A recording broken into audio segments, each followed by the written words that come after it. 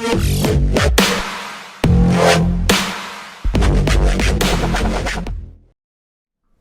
guys, this is Howard with UBR Tech, and today's video is going to be how to disassemble and reassemble a B&T APC9 Pro.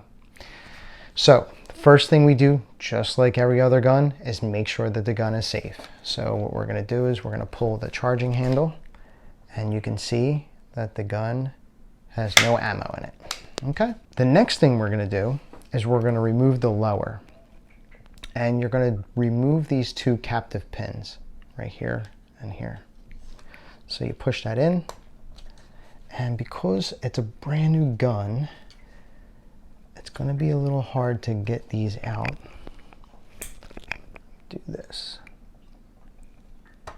Boom, and boom.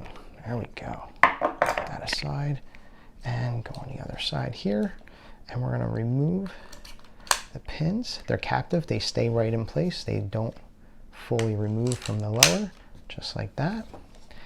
And then what we're going to do is we're going to take the lower off, take it right off like that, and then you can put this part aside. And just in case you didn't see this, this looks pretty much like an AR lower. Okay, moving on. So next, what we have to do is we have to remove the butt of the gun.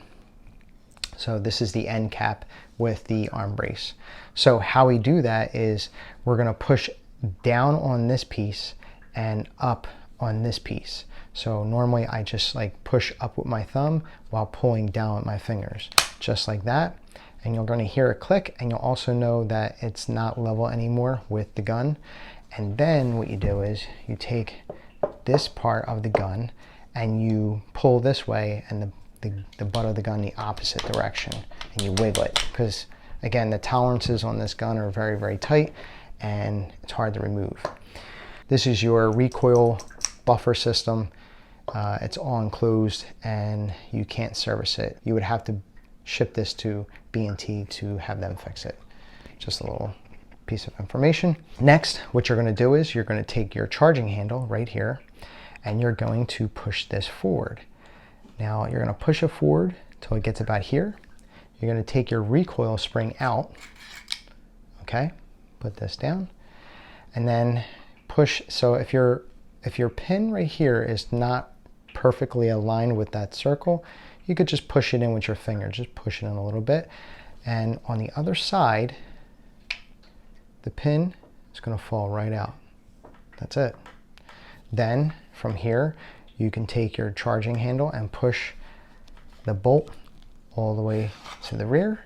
Take it out, put this down, boom. You just disassembled a B&T APC9. So let's put it back together. So take your bolt, and these two pieces or two gaps are going to go right into here and here. Okay, so take your bolt. This shiny part facing downward, and you can see that they fit just like this. The big hole is facing the rear of the gun. And then what you would do is you push with your finger, you push the bolt forward until you see the holes match up. You can flip it like this. Take your pin. There's two sides to the pin, the one with the lip and the other side with no lip. The other side with no lip goes in the hole first, just like this, and it falls right in.